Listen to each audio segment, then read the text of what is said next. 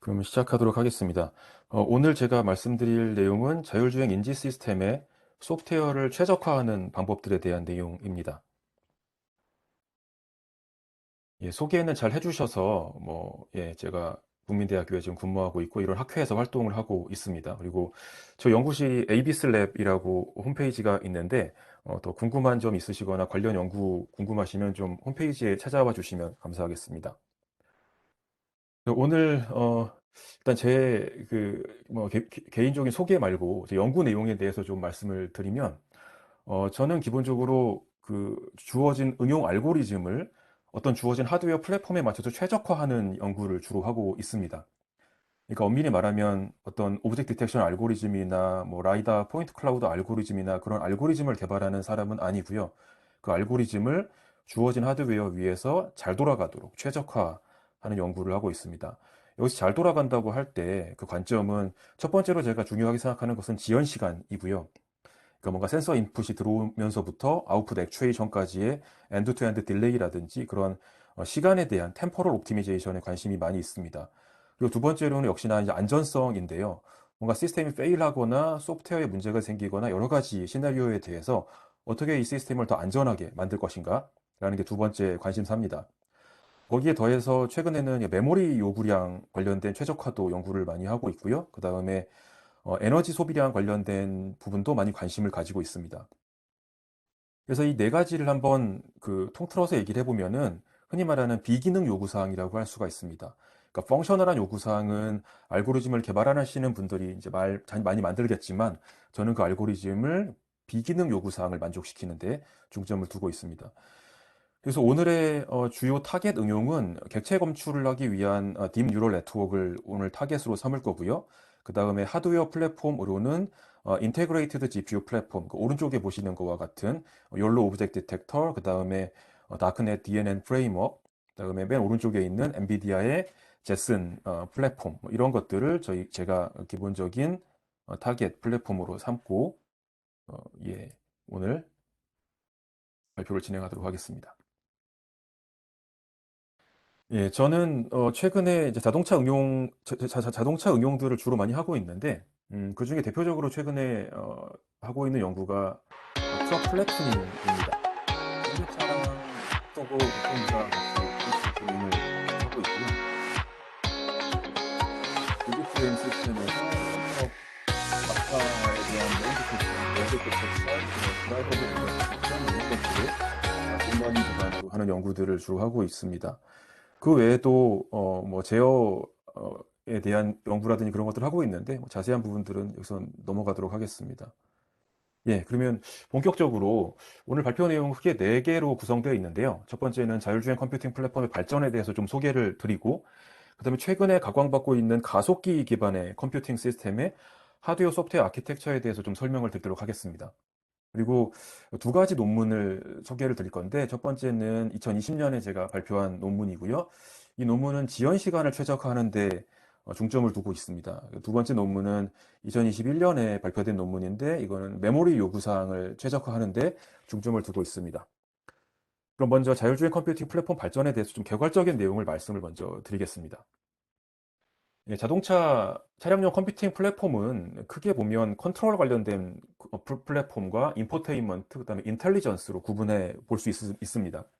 먼저 컨트롤 시스템들을 보게 되면 멀티코어 CPU들이 사용이 되고요. 사실은 몇 년 전까지만 해도 멀티코어 CPU가 사용이 되지가 않았는데 최근에는 다 이제 멀티코어로 많이 MCU도 넘어왔기 때문에 이 멀티코어 CPU를 사용하고 있고 전통적인 CAN 네트워크를 사용을 합니다. 그러니까 이런 종류의 애플리케이션에서는 가장 중요한 게 펑셔널 세이프티 스탠다드를 지키는 것이 가장 중요하고요.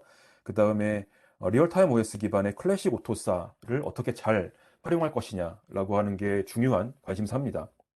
그리고 멀티코어 시스템을 쓰기 때문에 기존의 싱글코어에서 밸리데이션 된 시스템들이 멀티코어에서 사실 잘 돌아가지가 않거든요. 그런 싱글코어 투 멀티코어 마이그레이션이나 멀티코어에서의 밸리데이션이 굉장히 중요한 이슈입니다. 그리고 두 번째는 인포테인먼트인데요. 인포테인먼트는 당연히 이제 멀티코어 CPU가 사용되지만 거기 더해서 GPU가 있습니다. 왜냐하면 굉장히 아름다운 그래픽을 보여줘야 되기 때문에 3D 그래픽 처리를 하기 위한 GPU가 탑재가 되어 있고요. 네트워크 같은 경우에도 뭐 캔 네트워크도 사용이 되지만 거기 더해서 LTE나 블루투스 같은 와이어리스 커뮤니케이션 기능도 들어가야 됩니다. 이런 인포테인먼트 시스템들은 기본적으로 외부 세계와의 게이트웨이 역할을 하기 때문에 최근 이제 법제화가 되고 있는 ISO SA 21434 같은 시큐리티 스탠다드를 어떻게 지킬 것이냐라고 하는 게 굉장히 중요하고요. OS 같은 경우에도 리얼타임 OS를 사용하지 못하고 리눅스나 안드로이드 같은 인포테인먼트 OS를 사용을 해야 되는데 그 위에서 어떻게 굉장히 그 아름다운 그래픽과 그 다음에 효율적인 그래픽 프로그래밍을 할 것이냐 라고 하는 게 굉장히 중요한 포커스가 되겠습니다. 그런데 오늘의 주제는 인텔리전스 플랫폼인데요. 사실은 기존엔 존재하지 않았던 플랫폼이죠. 뭐 아주 쉽게 얘기하면은 운전자를 대체하는 인텔리전스 플랫폼이고요. 이런 플랫폼의 경우에는 CPU, GPU는 기본 탑재되어 있는 데다가 NPU, 뉴럴 프로세싱 유닛까지 탑재돼서 딥 뉴럴 네트워크 인퍼런스를 할 수 있는 시스템으로 구성이 됩니다. 그리고 이런 시스템들은 기본적으로 굉장히 하이 볼륨의 데이터를 받기 때문에 이더넷을 탑재하게 됩니다. 그래서 세이프티 스탠다드 같은 경우에도 ISO 26262 같은 전통적인 세이프티 스탠다드보다는 소티프 같은 인텐디드 세이프티를 더 중심을 두게 되고요. 그다음에 OS 같은 경우에도 어떤 OS를 쓸 것인가에 대한 고민을 많이 하고 계실 거라고 생각됩니다.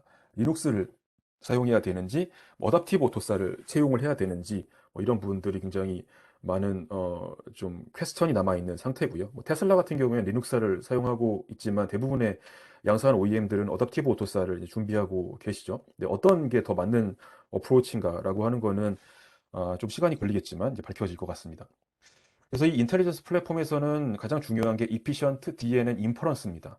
그러니까 딥 뉴럴 네트워크가 주어지면 이 안에서 트레이닝을 하는 건 아니기 때문에 인퍼런스, 추론을 얼마나 효율적으로 할 것인가가 굉장히 중요한 이슈이고 이게 제가 최근에 가장 중요하게 생각하는 연구 주제입니다. 그럼 먼저 이 인텔리전스 플랫폼이 어떻게 발전되었는지에 대해서 짤막짤막하게 말씀을 드리겠습니다. 88년도에 CMU의 네블랩에서 엘빈이라고 하는 뉴럴 네트워크를 만들었는데요. 보시면 자동차가 지금 멈춰 있는 거 아니고요. 지금 1.6km per hour라는 고속으로 달리고 있습니다. 저 트레일러 안을 보게 되면은 보시는 것처럼 썬 워크스테이션이 렉에 가득 차 있죠. 저런 엄청난 플랫폼을 이용해 가지고 돌리는 뉴럴 네트워크가 오른쪽에 보시는 뉴럴 네트워크인데 투 레이어 풀리 커넥티드 네트워크이고 파라미터는 4,000개, 트레이닝 데이터는 5분입니다. 지금 생각하면은 그 대학 학부생 숙제에도 미치지 못하는 굉장히 기초적인 수준의 뉴럴 네트워크를 사용을 했고요. 근데 어쨌든 간에 저런 하드웨어를 이용해 가지고 뉴럴 네트워크를 이용해서 엔드 투 엔드에서 이런 딥러닝으로 자율주행을 했던 첫 번째 사례입니다. 점점 발전해서 2007년이 되면 잘 아시는 달파 어반 챌린지가 열리게 되는데 이때 사용했던 플랫폼들을 좀 보겠습니다. 이때 우승했던 CMU 보스랑 그 다음에 2등했던 스탠퍼드 주니어 트렁크를 열어서 안을 들여다보게 되면은 뭐 익숙한 장면이죠. 굉장히 많은 수의 컴퓨터들이 엄청나게 복잡한 와이어와 그다음에 파워링이 결합돼 가지고 이렇게 세팅되어 있는데 CMU 보스를 보게 되면은 10개 컴팩트 PCI 보드에 굉장히 하이 퍼포먼스 컴퓨터들이 탑재가 되어 있었고요. 왜냐하면 이 당시에는 보통 원 센서, 원 컴퓨터 뭐 이렇게 시스템 구성을 많이 했기 때문에 굉장히 컴퓨터를 많이 사용을 했고 저때 사용되는 컴퓨터들은 그냥 전통적인 PC를 사용을 했었죠.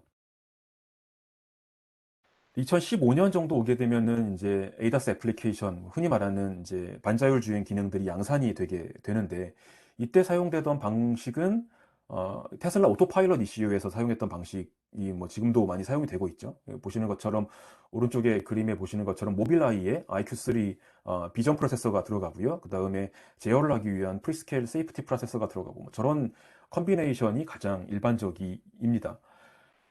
이 시스템은 기본적으로 0.256 톱스를 2.5 와트 파워에서 제공해 줬는데 지금 생각하면은 되게 로우 파워이긴 한데 성능은 형편없죠. 근데 어쨌든 간에 이런 정도를 가지고도 이 당시에 굉장히 센세이셔널하게 테슬라가 오토파일럿을 개발을 했습니다. 저 모빌라이 안쪽을 한번 보시면은 왼쪽에 보는 것처럼 CPU가 4코어가 들어가 있고요. 그 다음에 VMP라고 하는 비전 엑셀러레이터가 들어가 있습니다. 저게 이제 모빌 아이의 IP가 되죠. 저 안에서 패러럴 프로세싱을 하고 뉴럴 네트워크를 돌리는 그런 처리를 엑셀러레이터를 통해 가지고 하게 됩니다. 그리고 D램 인터페이스를 통해 가지고 외부에 있는 D램과 커뮤니케이션을 하게 되어 있습니다. 이게 이제 그 당시에 많이 사용되던, 지금도 많이 사용되고 있는 아키텍처이고요. 이때쯤에 이제 엔비디아는 데이브 2라고 하는 딥 뉴럴 네트워크를 만들어 가지고 엔드 투 엔드 딥러닝을 해서 논문을 냈는데 2016년 정도입니다. 이때 사용했던 컴퓨터가 오른쪽에 보시는 엔비디아 드라이브 PX라는 플랫폼이고요. 이 플랫폼은 그 테그라 X1이 두 개가 들어가 있습니다. 테그라 X1 정도면은 흔히 닌텐도 스위치 정도 퍼포먼스라고 보면 되기 때문에 닌텐도 스위치 두 개 정도가 탑재됐다고 보시면 되고, 저 SoC 안에는 이제 GPU가 내장이 되어 있기 때문에 보통 이제 인테그레이티드 GPU라고 얘기하죠. 그러니까 iGPU라고 보통 얘기합니다. 얘가 돌리는 뉴럴 네트워크는 왼쪽에 보시는 것과 같이 약간 딥한 뉴럴 네트워크이고요. 이 논문에서도 얘기했듯이 얘네들이 CMU 엘빈의 이제 계승자라고 얘기를 합니다. 그래서 8레이어 뉴럴 네트워크이고 풀리 커넥티드 레이어에 더해가지고 컨볼루션 레이어가 탑재가 되었고요. 파라미터는 25만 개, 트레이닝 데이터 3,000시간. 그러니까 기존에 비하면 굉장한 진보를 이룬 거죠. 근데 지금 기준으로 보면은 좀 이게 뭐지 싶은데 이 당시에는 굉장히 획기적이었습니다. 자, 아마 이 결과 영상은 다들 많이 보셨을 거라고 생각이 됩니다. 넘어가도록 하고요. 그래서 2016년 정도가 이제 잘 아시다시피 인공지능이 전 세계를 바꾸고 이제 완전 자율주행이 뭐 2, 3년에 끝이 될 것이다 라는 굉장히 꿈과 희망에 가득 찼던 시기였던 것 같습니다. 근데 이때 굉장히 찬물을 끼얹는 사건 중에 하나가 그 테슬라 오토파일럿이 좌회전하는 트럭을 인지하지 못하고 굉장히 큰 사고를 냈죠. 그래서 그게 2016년 5월에 사고가 났었는데, 그리고 이제 일론 머스크가 모빌라이 카메라에 이제 그 실수였기 때문에 모빌라이 카메라 퇴출을 시키고 바로 엔비디아 컴퓨터를 가져와서 2016년 10월부터는 오른쪽에 보시는 것과 같은 오토파일럿 하드웨어 2.0 컴퓨터를 가지고 양산을 하게 됩니다. 근데 이때 왼쪽에 글을 길게 되어 있는데 잠깐 이거 보시면 이제 하드웨어 2.0이라고 해가지고 굉장히 마케팅을 하거든요. 근데 얘네들이 그 당시에 어나운스 했던 문서입니다. 테슬라가 어나운스 했던 문서들인데, 테슬라 with new hardware will temporarily lack certain features currently available on Tesla with first generation. 그러니까 그러니까 그 모빌라이 기반의 퍼스트 제너레이션에서 되던 기능들이 새로운 하드웨어를 탑재했더니 안 될 수 있다라고 어나운스를 하고 있죠. 하지만 밑에 보면은 우리가 OTA가 있으니까 점점 업그레이드 해줄게 라고 얘기를 해서 막 때우고 있고요.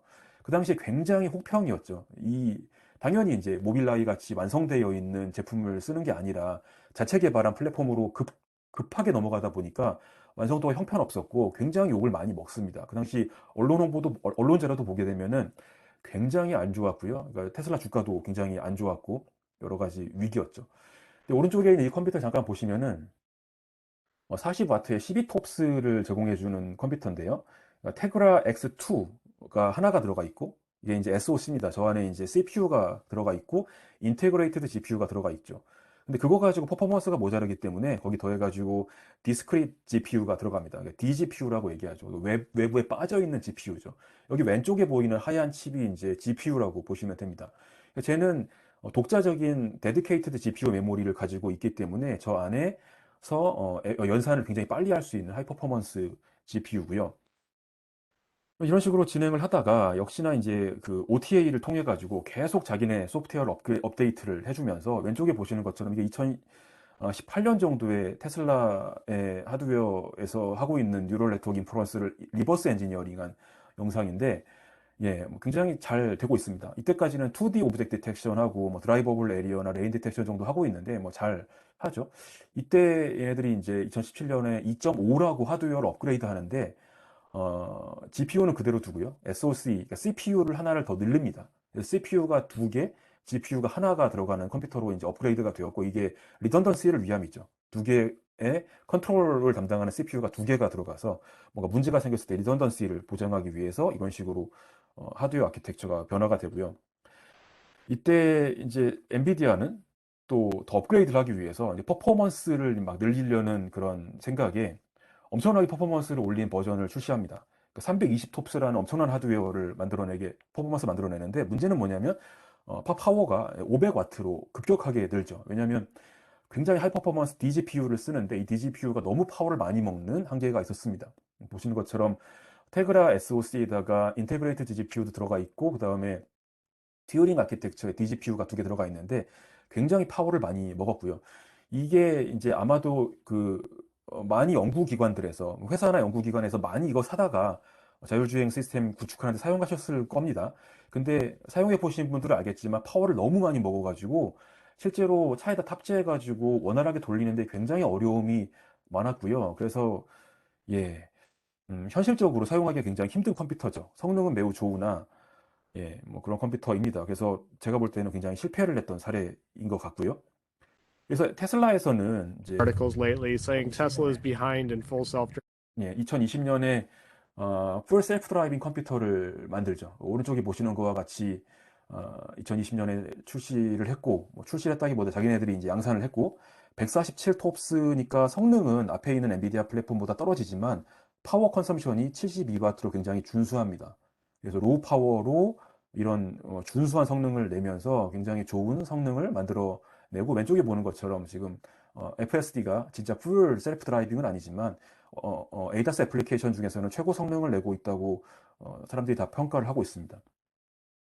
저 테슬라가 직접 개발한 저 테슬라 칩 안쪽을 보게 되면 CPU, GPU, NPU로 구성되어 있는데 사실은 CPU나 GPU는 별로 중요하진 않고요. 이 아키텍처에서 밑에 굉장히 넓은 면적을 차지하고 있는 두 개의 NPU가 중요한데 저 NPU를 보시면은 굉장히 거대한 영역을 SRAM이 차지하고 있고요. SRAM은 이제 굉장히 빠른 온칩 램이죠. 굉장히 메모리가 많이 있고 그 다음에 그러니까 더하기 곱하기를 그러니까 곱해서 더하는 연산을 이제 맥이라고 얘기하는데 그 맥 연산을 해주는 컨트롤 유닛과 그다음에 네 그다음에 액티베이션이나 풀링 화면이 꺼졌나요? 참. 예, 지금 문제 없습니까, 여러분? 네, 지금 보입니다. 예, 예. 예, 그 SRAM 뱅크와 그다음에 맥, 그다음에 액티베이션 풀링 같이 뉴럴 네트워크 아키텍처를 직접 저 안에 구현해서 만들어 놓기 때문에 굉장히 플렉서빌리티는 떨어지지만 뉴럴 네트워크 인퍼런스에 대해서는 굉장히 효율적으로 할 수 있는 아키텍처입니다. 이제 엔비디아도 지지 않고 이제 올해 2022년에 플랜되어 있는 로드맵이 있는데 이 로드맵을 보시면 역시나 퍼포먼스를 올리려고 노력을 많이 하고 있고요. 그런데 역시나 이 오른쪽에 보시는 것처럼 2000 톱스까지 올리겠다고 하고 있는데 파워를 750와트나 먹기 때문에 굉장히 파워를 많이 먹는 문제가 있고요. 그래서 얘네들이 이제 인테그레이티드 GPU 방식으로도 출시를 합니다. 두 번째 보시는 것처럼 400 톱스를 130W에 제공해주는 옵션이 사실은 가장 퍼포먼스와 파워가 조율되어 있는 옵션이라고 생각이 되고 저게 주력이 되지 않을까 싶은데 이게 제대로 나올지는 잘 모르겠습니다. 이제 올해 나와야 되는데 이게 잘 나올지 한번 좀 잘 봐야겠죠. 그래서 400 톱스를 130W에 제공해 줄 수 있으면은 나쁘지 않을 것 같습니다. 그리고 굉장히 많은 OEM들이 이걸 가지고 양산하겠다고 지금 프로젝트를 하고 있는 거로 알고 있습니다. 모비스도 아마 하고 계시지 않을까? 제가 잘 모르지만 싶고요. 결과적으로 보면은 파워와 그 다음에 퍼포먼스의 어떤 절충점에 있는 그 인테그레이티드 GPU 아키텍처 혹은 엑셀러레이터 기반의 아키텍처를 사용할 수밖에 없는데 그럼 이 가속기 기반의 컴퓨팅 아키텍처가 어떻게 되어 있는지 좀 간단하게 소개를 드리면 이 오른쪽에 보시는 컴퓨터들이 그러니까 엔비디아 플랫폼에 엔비디아가 제공하는 가장 흔하게 저렴하게 우리가 구할 수 있는 한 100만 원 정도에 구할 수 있었는데요. 예전에는 예, 지금은 막 가격들이 미쳐 올라가 가지고 어려워졌지만 32 톱스를 10와트 정도에 제공하는 컴퓨터가 있습니다. 엔비디아 제슨 AJX 제비어 플랫폼이고요.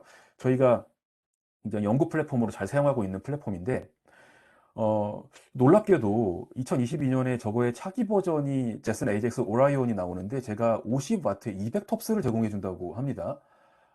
이게 가격대가 비싸져 봤자 100만 원에서 200만 원 사이가 되지 않을까 싶은데 저 정도 성능이면 사실 앞에서 제가 얘기했던 그 드라이브 플랫폼, 엔비디아의 주력 그 양산 플랫폼의 한 절반 정도 퍼포먼스를 내는 거죠. 그래서 이게 가능할까? 저게 나오면은 왜 저 드라이브 플랫폼을 써야 되지?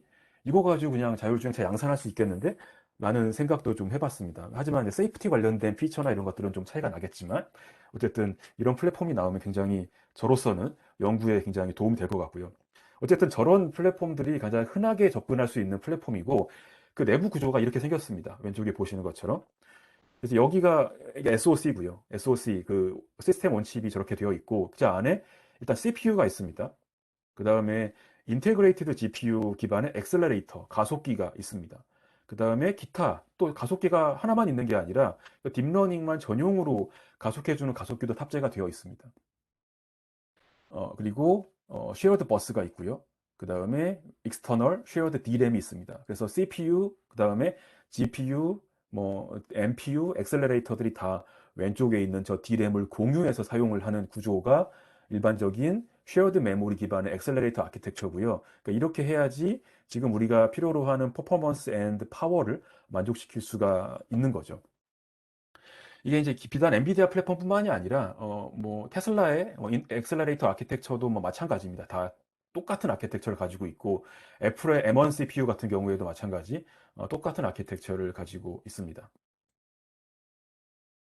그럼 이것들을 가지고 어떻게 프로그래밍을 하느냐, 소프트웨어적으로 그게 좀 궁금하실 수 있는데 얘네들이 프로그래밍을 하는 방법은 기본적으로 쿠다를 이용해서 GPU 프로그래밍을 하거나 그러니까 엔비디아 플랫폼 같은 경우에는 아니면 테슬라 NPU 같은 경우에는 이제 자체적으로 커스텀 인스트럭션 셋 아키텍처가 있습니다. 두 개를 좀 비교를 해보면 그 왼쪽에 있는 코드가 쿠다 기반의 GPU 프로그래밍인데요. 이 코드는 복잡해 보이지만 별거 없습니다. 뭘 하면 되냐면은 첫 번째 CPU 메모리를 엘로케이션 한다. 그 다음에 그 CPU 메모리에다가 데이터를 올립니다. 그 다음에 GPU 메모리 엘로케이션을 하고 CPU 메모리에 있는 데이터와 뭐 여러 가지 뉴럴 네트워크 파라메터나 그런 것들을 GPU 메모리로 카피를 합니다. 그 다음에 GPU 메모리에 올라가 있는 데이터와 데이터를 가지고 쿠다에서 뭐 매트릭스 멀티플리케이션이나 그런 뭐 GM 오퍼레이션 같은 쿠다 커널을 올리는 거죠. 저 쿠다 커널이라고 하는 게 이제 풀리 커넥티드 레이어, 뭐 컨볼루션 레이어 그런 뉴럴 네트워크 오퍼레이션인데 사실 그건 되게 단순한 오퍼레이션들이기 때문에 사실 별게 없죠. 근데 5번은 마지막으로 그 완성된 결과를 GPU 메모리에서 CPU 메모리를 카피를 하면 됩니다. 이게 기본적인 쿠다 프로그래밍 아키텍처고요. 그래서 요 컨트롤을 CPU에서 해주는 거죠. CPU가 할 일은 별로 없지만 이런 메모리 엘로케이션을 해주고 뭐 카피를 하고 커널을 트리거하고 카피해가지고 데이터를 보여주고 이러한 전반적인 매니지를 CPU가 하고 실제 연산은 다 GPU가 하는 구조입니다. 또 오른쪽에 보면은 이제 그 MPU 프로그래밍인데 MPU 프로그래밍은 더 사실 직관적이죠. 여기 보는 것 같은 뉴럴 네트워크 아키텍처가 있으면은 뉴럴 네트워크 아키텍처를 그냥 펑션으로 구현해 놨기 때문에 오른쪽에 보는 것처럼 DMA in 하면은 DRAM에 있는 파라미터나 데이터를 SRAM으로 들고 오는 거고요. 그다음에 콤브, 그다음에 뭐 이런 펑션을 부르면 컨볼루션 레이어가 돌아가는 거고 컨볼루션 레이어가 돌아가면서 어디를 파라미터를 쓸지 어디를 인풋 데이터로 쓸지 아웃풋 뭐 액티베이션 어디로 갈지 그런 것들을 그냥 옵션으로 제공해 주면은 다 알아가지고 다 내부적으로 하기 때문에 저렇게 프로그래밍을 하면 됩니다. 근데 이제 문제는 GPU 프로그래밍은 오픈된 스탠다드인데 오른쪽에 있는 저런 프로그래밍 방법은 다 아직까지는 프로프라이터리이기 때문에 개발자가 없죠. 알려져 있지도 않고 뭐 그런 문제가 좀 있지만 저런 오른쪽 같은 프로그래밍 방법도 점점 이제 더 사람들이 더 접근하게 될 것 같습니다. 저희는 그 iGPU를 가지고 연구를 하기 때문에 그 iGPU 기반 시스템에 대한 설명을 조금만 더 간단하게 드리겠습니다. 그 왼쪽에 보시는 그림이 대표적인 이제 iGPU 시스템의 그림인데, 보시는 것처럼, 네, 보시는 것처럼 CPU가 있고요. 그 다음에 GPU가 있고, 그 다음에 쉐어드 D램이 있습니다. 그리고 밑에 보면은 뭐 eMMC 스토리지나 SSD 같은 게 달려 있고요. 여기서 그 어떤 뉴럴 네트워크 인퍼런스가 돌아간다고 하는 것은 사실 별게 아니라 오른쪽에 보시는 것처럼 DNN 모델 파일이 있습니다. 이건 이제 뉴럴 네트워크 파라메타 모델 파일이 되겠죠. 이게 SSD에 기본적으로 이제 존재한다고 보면 그거를 첫 번째 리드를 합니다. 그럼 CPU 메모리에다가 리드를 하게 되고요. 근데 CPU 메모리에 리드하는 메모리 영역이 좀 몇 가지가 있는데 뭐 페이저블 메모리나 호스트 핀드 메모리나 그런 것들이 있는데 이게 메모리를 어떻게 엘로케이션 하느냐에 따라 가지고 프로그래밍 방법이 약간씩 달라집니다. 그래서 페이저블 메모리라는 데다가 넣게 되면은 이걸 GPU 메모리에 결국 카피해야 되는데 카피할 때 스테이징 에리어라는 것을 통해서 갑니다. 근데 이게 히든되어 있어요. 이게 이제 알려져 있지 않은 숨어 있는 영역이기 때문에 잘 모르면은 프로그래밍 할 때 이상한 현상들이 발생하게 되는데, 그러니까 쿠다 다큐먼트에 이런 것들이 잘 나와 있지 않기 때문에 이상한 현상이 생기지만 해석하지 못하는 문제가 많이 생기게 됩니다. 그래서 GPU 프로그래밍이 좀 어려운 거죠. 어쨌든 카피를 하게 되면 오른쪽에 GPU 메모리에 이제 DNN 모델이 올라가게 되고, 이제 카피 같은 경우에도 GPU에 있는 카피 엔진이 담당을 하거든요. 이 리드는 CPU 코어가 하고 GPU가 카피를 해주고 동시에 익스큐션 엔진이 익스큐션을 해주면 됩니다. 그게 이제 iGPU 시스템에서의 DNN 인퍼런스라고 보면 됩니다. 그래서 기본 구조는 굉장히 단순하죠.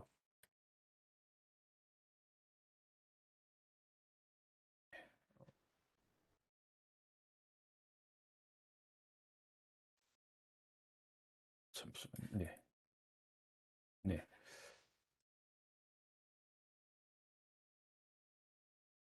이거 지워지지가 않네. 잠시만요.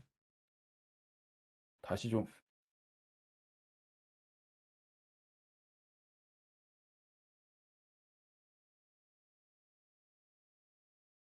네. 이거 지우기가 힘드네요. 시간도 별로 없는데. 네. 쓰지 말아야겠습니다. 주석은.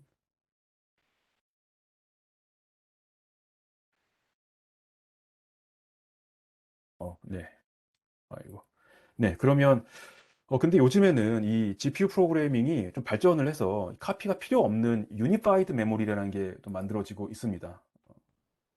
유니파이드 메모리를 쓰게 되면 메모리가 이제 공유가 되는 거죠. 왜냐하면 iGPU 시스템은 하나의 메모리를 가지고 CPU와 GPU가 다 쓰는 구조이기 때문에 사실은 카피를 안 해도 되는 거죠. 그래서 카피가 필요 없는 유니파이드 메모리 구조를 만들어내고 있고, 근데 이게 좋아 보이지만 굉장히 좀 쓰기가 어려운 게 양쪽에서 접근을 해야 되기 때문에 CPU와 GPU가 캐시가 무력화되는 문제가 생기는 경우도 있고요. 그 다음에 CPU와 GPU가 동시 접근했을 때 크래시가 생기는 문제가 발생할 수가 있습니다.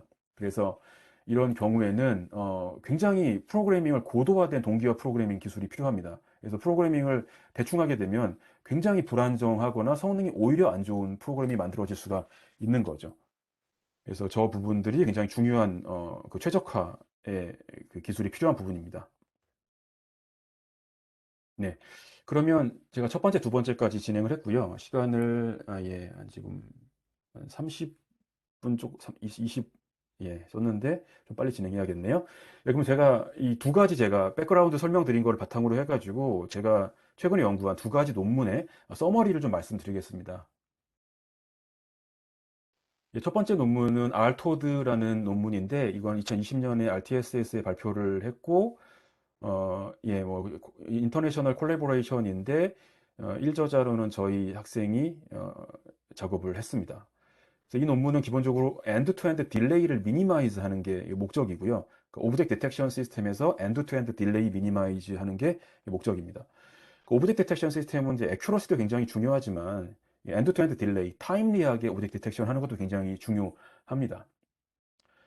그래서 저희가 이 욜로라고 하는 딥 뉴럴 네트워크가 굉장히 유명하고 리얼타임 인퍼런스에 많이 사용되기 때문에 이걸 가지고 실험을 좀 해봤는데 어떤 현상을 저희가 느꼈냐면은 어, 버스가 지나가는데 버스 지나가고 나서 디텍션이 되는 게 보이시죠? 그다음에 빨간 차 지나가고 나서 디텍션이 되고, 그러니까 이런 식으로 보면은 굉장히 스무드하게 프레임 레이트는 높은데 그 높은 프레임 레이트에 비해서 그 리얼 월드와 그 오브젝트 디텍션이 끝난 저 결과가 나오는 사이에 굉장히 심각한 타임 렉이 존재한다는 것을 느끼게 되었습니다. 그래서 컴퓨터 시스템을 연구하는 입장에서 아니 저렇게 프레임 레이트가 좋은데 저런 타임 렉은 정상이 아니다라고 생각을 하게 됐고요.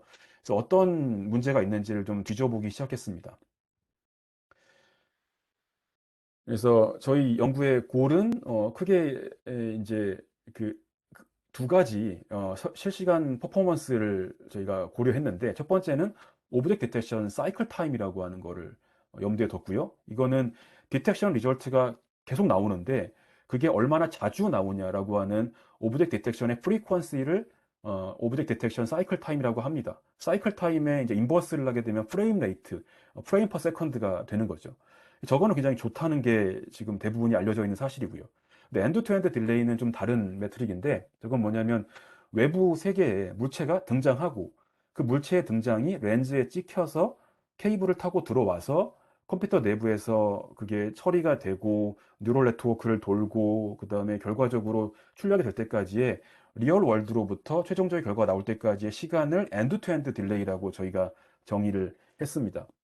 그리고 그 엔드 투 엔드 딜레이에 대해서 결국 이제 좀 문제가 있다고 느꼈기 때문에 이 오브젝트 디텍션 사이클 타임과 엔드 투 엔드 딜레이에 대한 타이밍 모델을 만드는 게 첫 번째 골이었고요. 그러니까 예측을 하고 싶었던 거죠.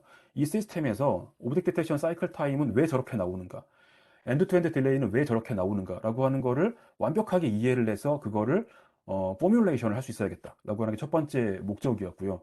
두 번째는 포뮬레이션이 되면 당연히 최적화를 할 수가 있을 거라고 생각을 했습니다. 그리고 당연히 지금 최적화가 잘못되어 있다라고 판단했기 때문에 최적화를 할 수 있을 거라고 생각을 했고요. 그래서 결국은 외부 세계의 입력부터 시작해가지고 카메라를 통해서 오브젝트 디텍션을 하고 결과가 나올 때까지의 전체 시간이 엔드 투 엔드 딜레이라고 보고 저거에 대한 연구를 저희가 했던 거죠.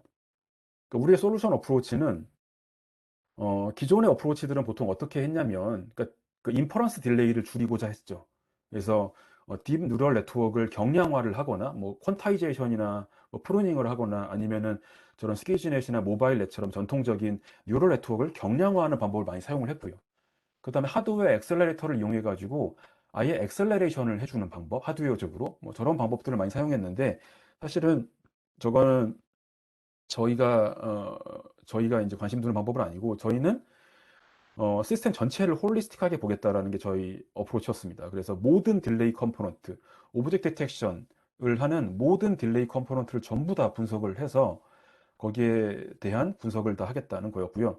근데 결과적으로 저희가 좀 스포일러를 드리면 인퍼런스라고 하는 거는 결국 뉴럴 네트워크를 통과하는 시간이죠. 그 뉴럴 네트워크를 통과하는 시간은 이 엔드 투 엔드 딜레이의 일부였다는 게 결론이었고요. 그러니까 딜레이 컴포넌트가 6개가 존재합니다. 6가지 서로 다른 독립되어 있는 딜레이 컴포넌트가 존재하는데 그 중에 하나가 인퍼런스, 뉴럴 네트워크 인퍼런스였고 나머지 5개는 아무도 관심을 가지고 있지 않았다는 거였습니다. 그러면 그게 무엇이었냐? 보시는 것처럼 캡처, 트랜스퍼, 그다음에 큐, 패치, 인퍼런스, 디스플레이 그렇게 제가 딜레이 컴포넌트를 6개로 구분을 했는데 캡처러가 하면은 외부의 물체가 튀어나옵니다. 갑자기 차가 튀어나오거나 아니면 사람이 튀어나오고 그게 화면에 찍히는 데까지 걸리는 시간이 캡처가 됩니다. 근데 보통 카메라가 30프레임 퍼 세컨드로 돈다고 생각하면은 맥시멈 캡처 딜레이는 33.3ms일 것 같은데 그러진 않습니다. 왜냐하면 캡처가 됐지만 그게 뒤에 가가지고 그 오브젝트 디텍션에 사용이 돼야 되잖아요. 근데 오브젝트 디텍션이 그 30개의 이미지를 전부 처리를 만약에 못 해준다라고 하면은 중간중간 스킵이 생기게 되겠죠. 그러면은 하나 걸러 하나를 만약에 캡처해서 뒤에서 오브젝트 디텍션 한다고 하면은 딜레이는 2배가 됩니다. 만약에 2개를 스킵한다고 하면 딜레이가 3배가 되고요. 그런 식으로 캡처 딜레이라고 하는 거는 뒤에서 얼마나 빨리 디텍션을 뽑아주느냐 그리고 캡처된 이미지 중에 스킵이 얼마나 줄어드느냐에 따라 가지고 달라지기 때문에 뒤에 있는 백엔드에 있는 오브젝트 디텍션 컴퓨터가 어떻게 잘 돌아가냐가 결국은 캡처 딜레이에 이렇게 피드백 해가지고 영향을 주게 됩니다. 어쨌든 저 캡처 딜레이가 첫 번째 딜레이고요. 그렇게 찍히게 되면 그게 케이블을 통해 가지고 저희는 이제 USB 통신을 사용했는데 USB를 통해서 통신을 하게 됩니다. 근데 이 USB 통신을 할 때 사실 USB가 쉐어드 버스이기 때문에 그 딜레이가 생기게 되고 그 트랜스퍼에 대한 모델이 필요하죠. 저기에 대한 모델도 저희가 좀 분석을 해서 USB가 실제 카메라와 그 다음에 OS의 디바이스 드라이버 사이에 니고시에이션을 해가지고 밴드위스를 리저브를 합니다. 아이소크로너스 모드라고 하는 게 트리거가 되는데 그러면은 밴드위스가 리저브가 되고 그 밴드위스 안에서 트랜스퍼가 돼요. 데이터가. 근데 이 트랜스퍼 되는 그래듈러티가 좀 있습니다. 그래서 리눅스와 일반적인 웹캠 같은 경우에는 4ms 정도의 그래듈러티가 있어가지고 지터가 발생하게 되는데 그런 부분들을 저희가 분석을 해서 실제 이미지가 딱 찍히고 그게 센서에 들어온 순간부터 시작해가지고 얼마의 시간이 걸리면 퍼스트 바이트부터 라스트 바이트까지가 시스템 메모리에 들어가는가에 대한 분석을 했고 그게 이제 트랜스퍼 딜레이입니다. 그러면 어디에 지금 데이터가 들어왔냐면은 그 V4L2라고 보통 얘기하는 리눅스의 디바이스 드라이버 안쪽에 Q가 있습니다. 그 Q에 이미지가 들어오게 되고요. 그 Q는 기본적으로 4개의 아이템이 들어갈 수 있는 Q가 디폴트로 만들어집니다. 그럼 저기에 Q에 만약에 들어오면 되고요. 근데 Q가 꽉 차 있으면은 이미지가 드랍됩니다. 그러면은 이미지가 로스트 되는 거죠. 그러면은 그 이미지는 디텍션이 안 되게 됩니다. 어쨌든 뭐 Q에 자리가 있어가지고 들어오게 되면 거기 대기를 해야 되는데요. 오른쪽에서 이제 이미지 리트리버를 합니다. 이미지를 뽑아주면은 그 Q에서 데이터가 앞으로 전진하면서 4번 전진을 해야 실제 CPU가 접근이 되는 거죠. 그런 식으로 큐에서 시간을 보내고 이미지가 리트리버리 되면은 얘가 그 다음에 세 단계를 더 거치는데 첫 번째는 패치 단계고요. 패치는 이미지 리트리버를 하고 그거를 뒤에 있는 딥 뉴럴 네트워크 레졸루션에 맞춰가지고 리사이징을 하는 단계가 이 패치 단계고요. 인퍼런스 단계가 진짜 GPU에서 돌아가는 인퍼런스가 뉴럴 네트워크 인퍼런스 단계입니다. 그리고 마지막으로 디스플레이를 해줘야 되죠. 그래서 마지막이 더 디스플레이 단계고요. 디스플레이 단계는 사실 필요 없지 않냐라고 생각하실 수도 있는데 아까 잠깐 보여드렸지만 요즘에는 그 자율주행 시스템이 내가 주변 상황을 어떻게 장악하고 있는지를 이 드라이버한테 보여줘야 되기 때문에 디스플레이 기능도 사실 중요합니다. 그래서 저 디스플레이도 어떤 그 전체 시스템의 한 컴포넌트라고 보는 게 맞는 거라고 판단해서 6개 컴포넌트로 구성을 했습니다. 그래서 저기에 대해서 이제 분석을 했고요. 저거는 뭐 제가 자세한 얘기는 다 스킵을 하도록 하겠습니다. 근데 기본적으로 큰 구조를 보게 되면 카메라가 있고요. 그 다음에 뒤에 오브젝트 디텍터가 있는 거죠. 그리고 그 중간에 Q가 있습니다. 그래서 Q가 꽉 차면 드랍이 되고 Q가 자리가 있으면 이미지가 들어오고 Q에서 뽑아가지고 오브젝트 디텍션을 하는 게 전체적인 시스템이다 라고 보면 되겠습니다. 그럼 뭐가 굉장히 중요하냐면 카메라가 이미지를 프로듀스하는 그 어떤 그 스피드와 그 다음에 디텍터가 이미지를 뽑아가는 스피드의 밸런스가 굉장히 중요합니다. 이 밸런스가 무너지게 되면 예를 들어가지고 디텍터가 뽑아가는 속도보다 카메라가 프로듀스하는 속도가 조금이라도 빠르면 이미지가 풀이 되는 거죠. 그러면 이미지가 풀이 되고 저기 꽉 차게 되잖아요. 그러면은 저 안에 들어가가지고 4번의 딜레이를 먹게 되기 때문에 성능이 급격히 저하가 되는 문제가 생기게 됩니다. 그래서 Q가 사실은 딜레이에 굉장히 큰 영향을 미쳤다는 걸 저희가 알게 되었습니다. 어쨌든 저런 전체적인 아키텍처를 분석을 했고 그걸 기반으로 전체적인 딜레이 모델, 타이밍 모델을 세웠습니다. 뭐 이거는 넘어가도록 하고요. 이 모델을 사용하면 전체적인 타이밍 분석이 완벽하게 가능하다는 걸 저희가 알게 되었습니다. 그 다음에 최적화 쪽에서는 어떤 부분들이 최적화의 아이템이었냐면 먼저 Q 딜레이 같은 경우 보면은 카메라가 더 빠르고 뒤에 오브젝트 디텍터가 더 느리거든요. 저희 시스템 같은 경우에는. 그러면은 Q가 꽉 차서 무조건 Q에서 심한 딜레이가 생기게 됩니다. 그러면 Q 사이즈를 줄이면 점점 딜레이가 줄어들 수밖에 없게 되고요. Q가 궁극적으로 필요가 없다는 것을 알게 되었습니다. 그리고 캡처 같은 경우에는 카메라가 아무리 빨리 찍어봤자 소용이 없다. 뒤에서 뽑아가는 속도가 빨라야 된다는 걸 알게 되었기 때문에 쟤는 결국은 뒤에를 최적화하는 게 중요하다는 걸 알게 되었습니다. 트랜스퍼 속도를 늘리려고 하면은 결국은 USB 밴드위스를 늘려야 되는데 저거는 뭐 쉽게 할 수 있습니다. 그러니까 결국 카메라와 USB 드라이버 사이에 니고시에이션만 잘 해주게 되면은 USB 밴드위스를 풀로 잡으면 되거든요. 그래서 저거는 이제 쉽게 할 수 있는 일인데 저희는 저거는 뭐 건들진 않았고요. 그다음에 또 중요한 게 오른쪽에 있는 디텍터 서브 시스템 딜레이를 최적화하는 건데 패치하고 인퍼런스하고 디스플레이하는 일련의 과정이죠. 저기에 딜레이를 어떻게 줄일 것이냐라고 하는 겁니다. 예, 그래서 이거를 구조를 만들었는데 첫 번째로는 이게 그 지금 다크넷 뉴럴 네트워크 여러분들이 이게 깃허브에서 다운받아 가지고 돌릴 수 있는 뉴럴 네트워크 구조의 기본적인 구조고요. 이미지를 큐에다가 집어넣고 큐에서 패치를 해오고 그거를 패치 인퍼런스 디스플레이를 하는데 다행히도 현재 깃허브에 있는 스테이트 오브 디 아트 버전이 파이프라인을 구현해 놨어요. 그래서 패치하고 인퍼런스하고 디스플레이 하는 게 파이프라이닝이 됩니다. 결국은 패치를 하면서 그, 자, 다시 말하면, 어, 패, 그러니까 그 패치를 하면서 동시에 그 전에 패치한 게 인퍼런스가 되고 있고요. 그 전전에 패치한 게 인퍼런스를 전에 끝냈고 디스플레이가 되고 있습니다. 여기 보시는 것처럼 i 플러스 1번째 이미지가 배치를 하고 있는 동안에는 i번째 이미지가 인퍼런스가 되고 있고 i 마이너스 1번째 이미지가 디스플레이가 되고 있는 이런 파이프라인을 하고 있기 때문에 최대한, 왜냐면 CPU와 GPU가 분리되어 있기 때문에, 그리고 CPU도 코어가 여러 개 있잖아요. 패러럴하게 실행되도록 되어 있습니다. 그런데 시퀀셜하게 되어 있는 걸 이렇게 패러럴하게는 얘네들이 이미 만들어 놓은 거죠, 사실은. 이미 이걸 저희가 만든 건 아니고요. 저희는 일단 첫 번째 Q가 필요 없다는 거를 얘기하고 싶었고, Q가 없어졌습니다. 그래서 Q를 없앴습니다. 그다음 두 번째로는 패치를 해서 인퍼런스하고 디스플레이를 하는데, 이게 파이프라인 스테이지가 밸런스가 안 맞습니다. 패치는 금방 끝나요. 근데 인퍼런스는 깁니다. 그럼 패치를 하고 인퍼런스 할 때까지 시간이 빕니다. 그때까지 그냥 놀고 있는 거죠. 이미지는 패치해 놨는데 사이클이 안 끝나가지고 다음 인퍼런스에 지금 던져야 되는데 그걸 못 던지고 있는 아이들 시간이 존재하게 되고요. 이걸 막기 위해서 어떻게 하느냐? 패치를 뒤로 좀 밀어가지고 아이들 타임을 없애면 됩니다. 저기에 있는 아이들 타임을 없애면 되는 거죠. 그래서 패치를 뒤로 밀었습니다. 그러면은 패치가 끝나자마자 인퍼런스를 하고 디스플레이를 하기 때문에 그 쓸데없는 갭이 없어지는 거죠. 근데 이때 문제는 뭐냐면 인퍼런스가 앞뒤에서 전반적으로, 인퍼런스는 GPU에서 돌아가는데, 그러니까 CPU에서 디스플레이랑 패치를 하잖아요. 그 두 개, 세 개가 이제 이게 메모리 컨텐션이 발생하게 됩니다. 그러니까 GPU와 CPU 사이에 컨텐션이 발생하기 때문에 이로 인해서 인퍼런스가 굉장히 길어지는 문제가 발생을 하게 되고요.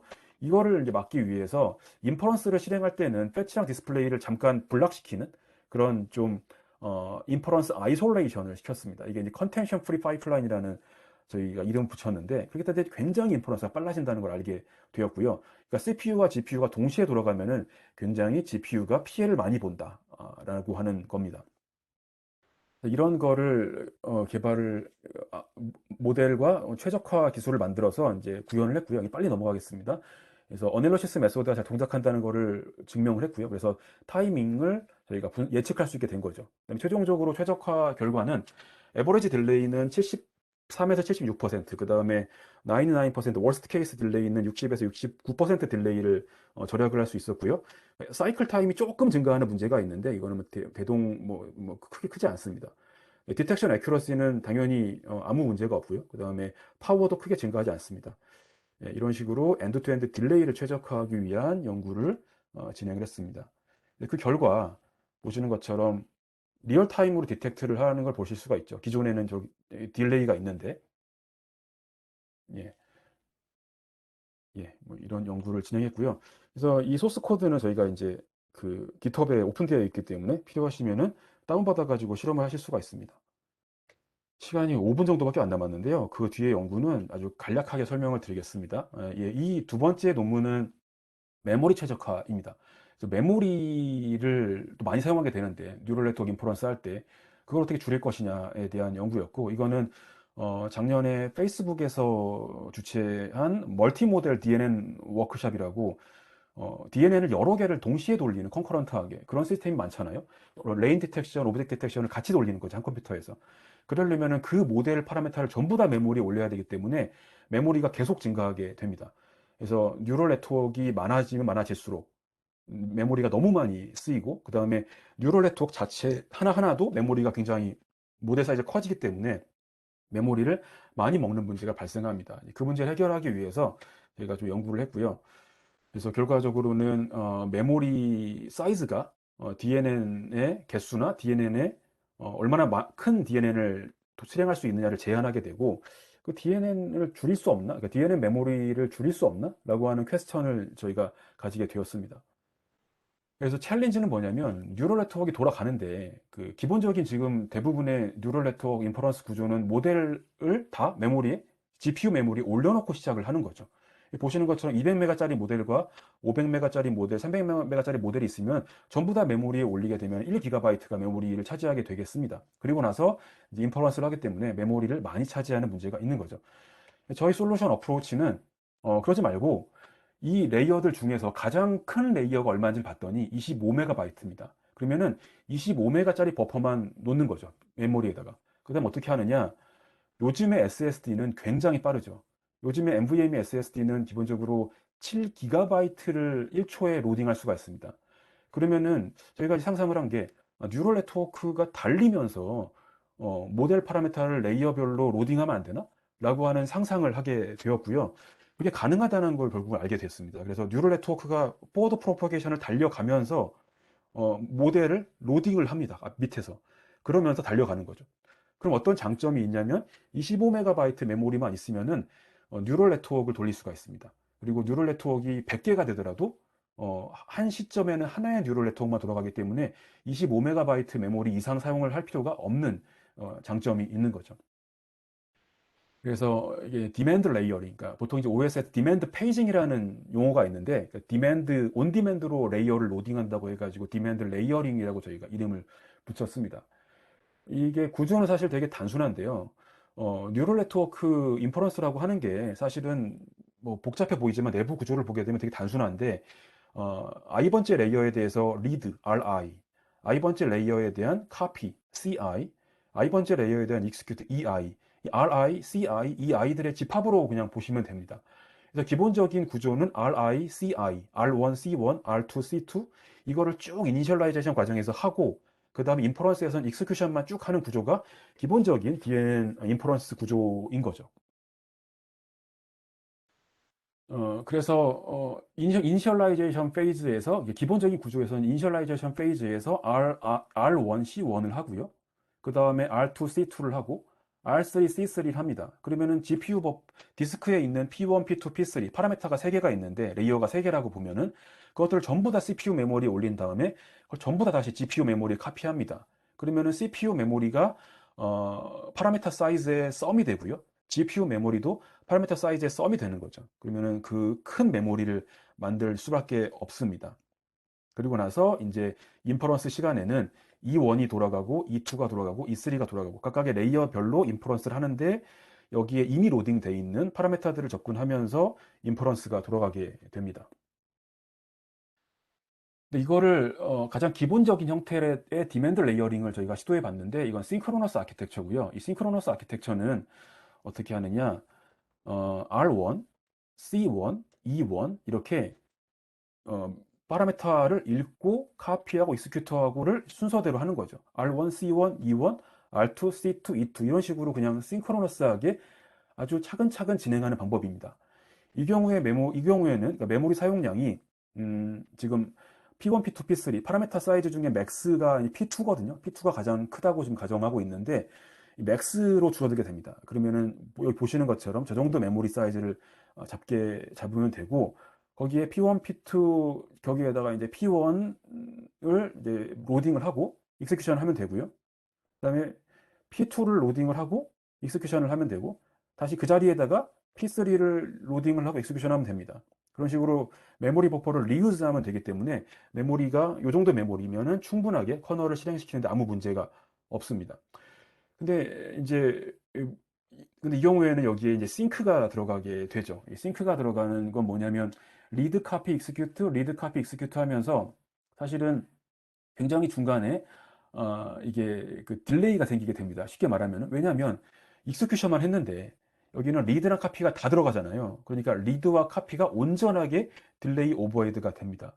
그 딜레이 오버헤드를 어떻게 줄일 수 있을 것이냐라고 생각을 해봤는데 이 리드 카피 익스큐트를 싱크로너스하게 하지 않고 에이싱크로너스하게 하는 방법이 있습니다. 왜냐하면 CPU와 GPU는 분리되어 있잖아요. GPU는 CPU와 무관하게 독립적으로 돌아갈 수 있기 때문에 어떻게 저희가 시스템을 모델했냐면은 리드는 CPU에서 알아가지고 리드를 달리고 익스큐트는 GPU에서 알아가지고 달리는 겁니다. 그래서 CPU는 그냥 다짜고짜 그 파라미터를 막 읽습니다. 그래가지고 Q에다가 던져 넣고요. 그 다음에 GPU는 그걸 막 카피해 와가지고 익스큐션을 합니다. 두 개가 경쟁적으로 달리는 거죠. 그걸 하기 위해서는 밑에와 같은 구조로 에이싱크로너스하게 전체 구조를 바꾸게 되는데 CPU는 R1, R2, R3를 막 그냥 지가 그냥 달려갑니다. 그 다음에 밑에 있는 GPU는 리드가 끝난 거를 빨리빨리 뽑아가지고 이제 익스큐트를 하는 거죠. 이 경우에 저희가 분석을 해봤더니 NVMe SSD가 굉장히 빠르기 때문에 리드 시간의 총합이 익스큐션 타임의 총합보다 작습니다. 그렇기 때문에 사실은 모든 리드가 익스큐션에 다 가려질 수 있는 거죠. 총합으로 보게 되면은. 근데 문제는 뭐냐면 이게 레이어들이 사이즈가 굉장히 언밸런스하다는 게 문제고요. 여기서 이제 R2 같은 레이어가 두 번째 레이어 R2가 굉장히 큽니다. 그 큰 레이어 같은 경우에는 어떤 문제가 있냐면 C1, E1은 작은 레이어예요. 그럼 C1, E1이 첫 번째 레이어는 작은 레이어라서 C1, E1이 돌아가는 건 빨리 끝나는데 그 와중에 굉장히 큰 레이어를 읽는 거죠. 그러면 그 시간이 오래 걸리면서 GPU가 일을 막 하다가 지금 CPU가 큰 레이어를 읽는데 시간이 너무 오래 걸려가지고 레이어가 준비가 안 됩니다. 그러면 GPU가 할 일이 없게 되죠. 그럼 여기 빗금친과 같은 아이들이 생기게 되고요. 저런 아이들이 생기는 게 결국은 이제 문제가 됩니다. 결과적으로는 굉장히 딜레이를 줄일 수 있긴 한데 GPU가 노는 문제가 생기기 때문에 저로 인한 딜레이 오버헤드가 생기는 거죠. 저걸 해결하기 위한 아주 나이브한 방법으로는 저희가 프리피닝을 하는 방법을 생각할 수가 있는데, 저거 뭐냐면 문제가 되는 레이어가 근데 많지가 않거든요. 그래서 이게 문제가 되는 소수의 레이어들은 문제아들이라고 생각해가지고 미리 걔네들만 따로 미리 이니셜라이제이션 과정에서 프리피닝을 하는 겁니다. 보시는 것처럼 P2가 문제니까 P2를 앞에서 레이어 미리 프리로딩을 하는 거죠. 그렇게 하게 되면 여기 보시는 것처럼 P2는 미리 이니셜라이제이션 과정에서 로딩을 해놓고 그 다음에 나머지 첫 번째 레이어는 그냥 디맨드 레이어링을 하고 두 번째 레이어는 이제 로드가 필요 없죠. 바로 이미 올라가 있으니까 프리로딩 되어 있으니까 세 번째 레이어는 또 디맨드 레이어링을 하고 뭐 그런 식으로 동작하도록 좀 만들어 봤습니다. 이게 이제 디맨드 레이어링 어싱크에다가 프리피닝까지 한 버전이고요. 또 이렇게 하게 되면 장점이 뭐가 있냐면은 이니셜라이제이션 과정이 굉장히 짧아진다는 장점이 있습니다. 당연히 처음에 메모리 디스크에서 다 파라미터를 읽어가지고 메모리에 로딩하고 나서야 시스템이 이제 그 인퍼런스를 할 수 있거든요. 이게 보통 보게 되면은 10초 이상 걸릴 겁니다. 10초, 20초 정도 보통 걸리는데, 근데 저희 같은 경우에는 2.5초 정도였던 것 같은데 시간을 굉장히 줄일 수가 있죠. 그러니까 왜냐하면 로딩하지 않고 바로 달려가기 때문에. 그래서 자동차 같은 경우에는 시동을 걸고 나서 이 뭐 모델을 다 로딩하거나 그런 과정이 필요가 없는 거죠. 시동 걸고 바로 달려도 바로 오브젝트 디텍션이나 레인 디텍션이 바로 할 수가 있습니다. 예, 그래서 실험을 저희가 마찬가지 비슷한 환경에서 했는데 굉장히 빠른 SSD를 사용을 했고요. 그걸 가지고 저희가 실험한 결과 여기 별표로 되어 있는 게 오리지널 아키텍처입니다.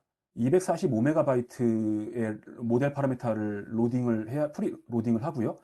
174ms가 딜레이가 되는데 메모리를 245MB에서 18MB로 줄일 수가 있었고요. 그래서 메모리 사이즈를 92.7%를 줄일 수가 있었습니다. 근데 딜레이가 많이 늘어나죠.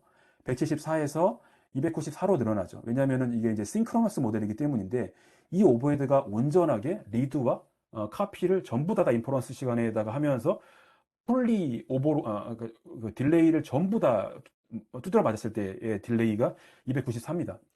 근데 이거를 이제 싱크로 바꾸게 되면 에이싱크로 바꾸게 되면 딜레이가 줄어들겠죠. 왜냐하면은 CPU와 GPU가 동시에 들어가기 때문에 리드를 하는 동안에 엑스큐트가 되기 때문에.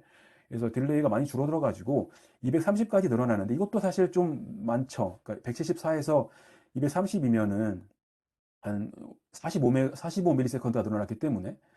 여기다가 우리가 아까 얘기했던 프리피닝을 합니다. 문제가 되는 놈들을 뽑아가지고 프리피닝을 하면은 이게 이제 저 오른쪽에 있는 별표, 원래 아키텍처에까지 프리피닝을 다 하게 되면 결국은 바닐라, 오리지널 아키텍처가 되는 거죠.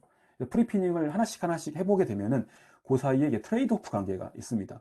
그래서 얼마나 많이 프리피닝을 하냐에 따라 가지고 여러 가지 컨비네이션이 만들어지는 거죠. 그래서 이 컨비네이션 중에서 우리가 필요한 메모리의 어떤 리밋, 그 다음에 필요한 인퍼런스 딜레이가 있으면은 어느 정도 메모리와 어느 정도 인퍼런스 타임에서는 우리가 어떤 트레이드를 할 수 있겠다. 초이스를 하겠다라고 하면 그거를 초이스를 할 수 있는 저기 별표 중에서 그런 시스템 구성을 만들어낼 수가 있습니다. 예, 이건 넘어가도록 하겠습니다. 좀 부차적인 거라. 예, 그래서 디맨드 레이어링에 대한 소개를 드렸고요. 이게 그리고 지금까지 결과가 사실은 진짜 작년 10월에 발표했던 논문이고 그 뒤로도 굉장히 좀 발전을 많이 했는데 최종적으로는 저희가 이 아키텍처를 발전을 굉장히 많이 시켜서 지금 3스테이지 에이싱크로너스 파이프라인에다가 2스테이지로 이거를 유니파이드 메모리를 갖다가 아까 얘기 드렸던 유니파이드 메모리는 굉장히 프로그래밍이 어렵다고 말씀드렸는데 그런 거를 최적화를 해서 최종적으로 저희가 지금 만들어낸 결과는 93% 메모리 리덕션이 되는데 딜레이 오버헤드가 19% 이게 이제 메모리 요거보다 못 줄입니다. 왜냐하면은 레이어 하나가 18MB거든요. 가장 큰 레이어가. 그러니까 레이어를 쪼개가지고 서브 레이어링을 하지 않으면은 18MB 이하로 줄일 수는 없습니다. 그건 저희가 연구하고 있지는 않고 지금까지는. 93% 메모리 리덕션 with 19% 딜레이 오버헤드고요. 이거 만약에 딜레이 오버헤드를 제로로 아예 만들고 싶다라고 하면은 메모리를 82%를 줄일 수 있습니다. 결국은 지금 245메가바이트를 36메가바이트까지 6메가바이트까지 줄일 수가 있고, 그때 딜레이 오버헤드는 없습니다. 이게 최근 결과고요. 이거는 뉴럴 네트워크 하나만 돌릴 때 얘기고, 여기에 뉴럴 네트워크를 2개 돌리게 되면은 이 바닐라가 오른쪽으로 2배 가겠죠. 뉴럴 네트워크 3개를 동시에 돌리면 바닐라가 오른쪽으로 3개가 갈 거고요.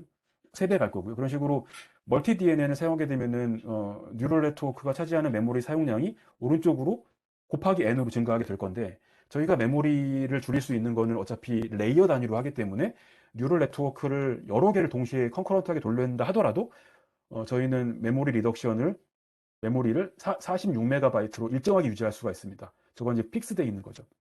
그렇기 때문에 멀티 DNN을 쓰면 훨씬 더 메모리 리덕션 퍼센티지가 올라가게 되어 있습니다. 예, 여기까지고요. 예, 여기까지 해서 제가 발표를 마치도록 하겠습니다.